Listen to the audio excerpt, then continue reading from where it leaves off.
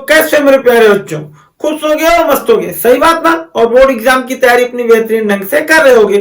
तो आज हम लोग बेटा अपने इस प्यारे सी यूट्यूब चैनल उमेश गुरुकुल पर क्लास 10th की सोशल स्टडी यानी सामाजिक विज्ञान के प्री बोर्ड में आने वाले क्वेश्चन पेपरों पर चर्चा करेंगे। देखो, ये पेपर मेरे डिस्ट्रिक्ट में हो चुका और मुझे उम्मीद है तुम लोगों की डिस्ट्रिक्ट में अभी होने वाला होगा या हो रहा होगा।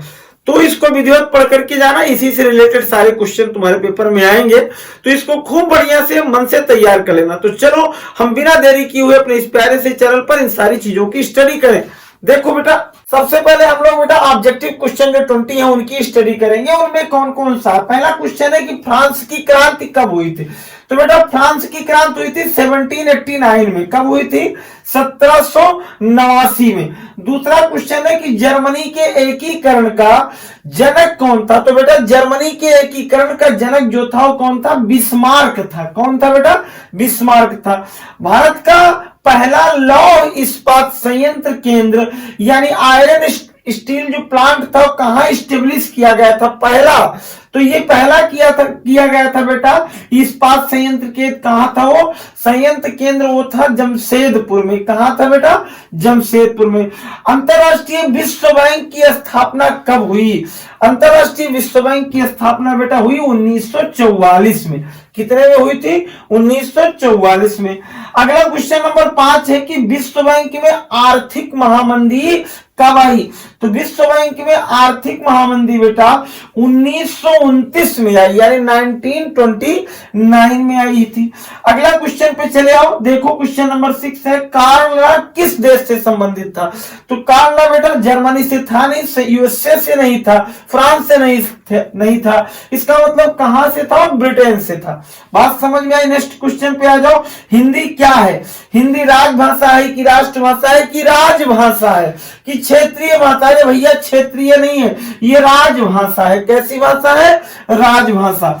नेक्स्ट क्वेश्चन है कि जनसंघ की स्थापना कब हुई? तो बेटा जनसंघ की स्थापना वैसे भी सब बच्चों को मालूम होगा कि 1951 में हुई थी। 1972 और 2014 में नहीं हुई थी, 1990 में नहीं हुई थी, 1951 इसका सही ऑप्शन है, ए वाला टिक लगा लेना।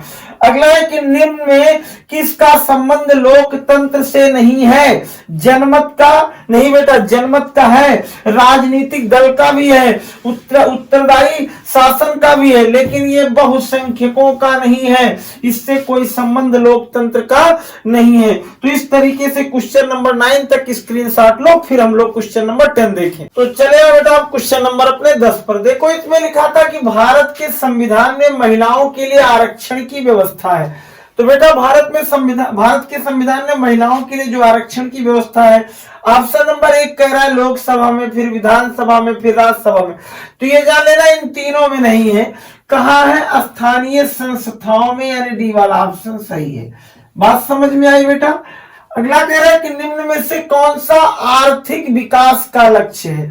तो रोजगार भी आर्थिक विकास का लक्ष्य है, उपभोग यानी उपयोग में वृद्धि भी वही है, लक्ष्य है, और स्वतंत्रता भी। इसका मतलब तीनों में सही है, तो हम यहां लगा देंगे सभी पर टिक। समझ में बात आई?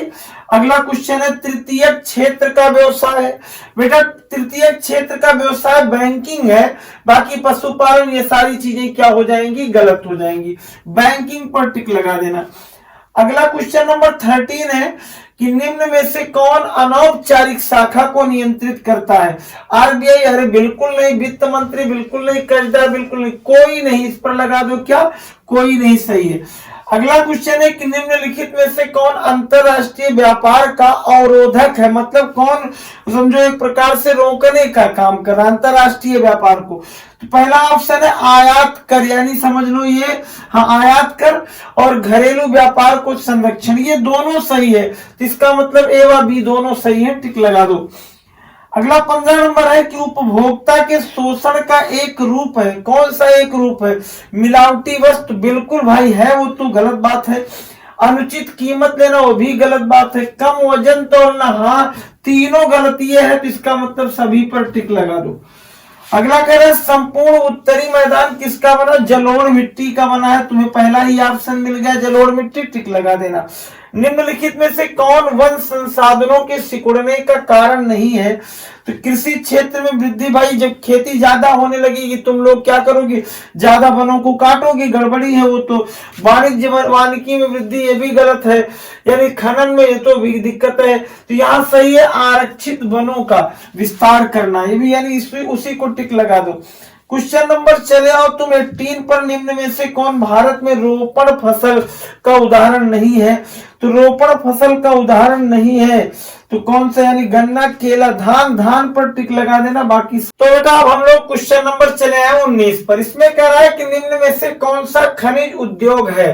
बेटा चीनी उद्योग तो खनिज उद्योग नहीं है, इसको तुम्हें मालूम होगा। पेट्रो है, ये पेट्रो को हम लोग खनिज बोलते हैं। पेट्रो रसायन यानी उद्योग जो है वो खनिज उद्योग है, इसी पर टिक लगा लेना, ये भी कोई मतलब ही नहीं। तो बेटा अगला प्रश्न है कि स्वर्णिम चतुर्भुज योजना किससे संबंधित है? स्वर्ण खनन से है कि महाराजमार्ग विकास से है कि रेल परिवहन के विकास से कि बांधों यानी के संरक्षण से? तो कुछ नहीं बेटा, इनमें एक चीज है क्या, महाराजमार्ग विकास से, इसी से संबंधित है, इस पर टिक लगा लेना। समझे बात आई लल्लू?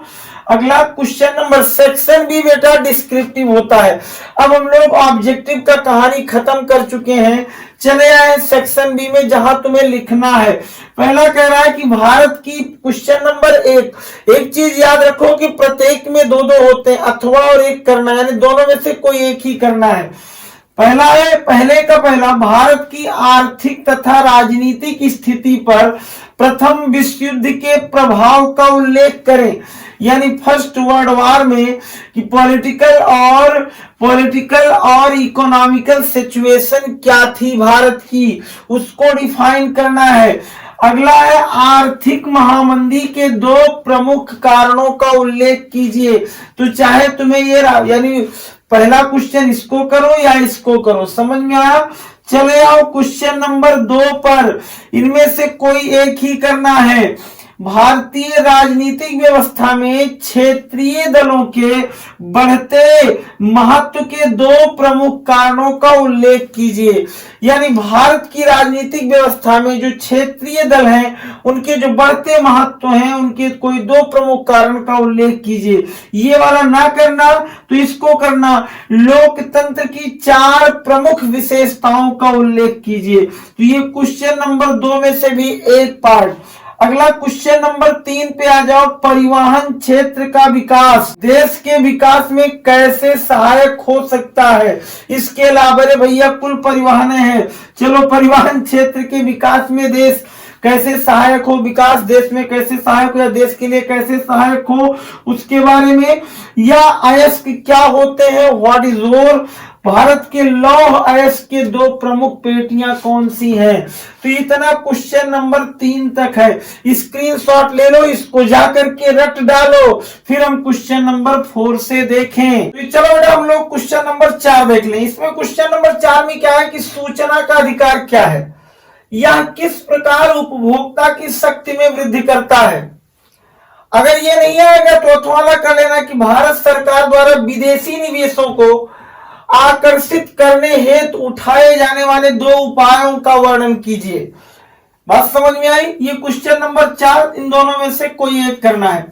क्वेश्चन नंबर 5 में था कि भारत में राष्ट्रवाद के उदय के प्रमुख कारणों का उल्लेख कीजिए, यानी भारत में राष्ट्रवाद के उदय का प्रमुख कारण उल्लेख करो। और अगर ये नहीं आता है तो अथवा में से कोई एक ही तो करना है, फ्रांस की क्रांति के प्रमुख कारणों का वर्णन कीजिए। एक फिक्स बहुत ही प्यारा सा क्वेश्चन रटे होगी, इसको जरूर कर डालोगे। चलो क्वेश्चन नंबर 6 में आ जाओ। कह रहा भारत की संघात्मक शासन व्यवस्था के प्रमुख विशेषताओं का उल्लेख कीजिए, यानी भारत की संघात्मक शासन व्यवस्था के प्रमुख विशेषताओं का उल्लेख कीजिए। अगर ये नहीं आता तो अथवा में लगा है क्या, सांप्रदायिकता से आप क्या समझते हैं, यह किस प्रकार भारतीय समाज के लिए हानिप्रद है? बात समझ में आ गई? चलो इसी तरीके से क्वेश्चन नंबर 7 देखो लल्लू, क्या है, अर्थव्यवस्था के 3 क्षेत्र कौन कौन हैं? याद कर डालो, अर्थव्यवस्था के 3 क्षेत्र कौन कौन से हैं? भारत की आर्थिक विकास के साथ विभिन्न क्षेत्रकों की संरचना में हुए परिवर्तन का वर्णन कीजिए। या अनौपचारिक साख क्या है?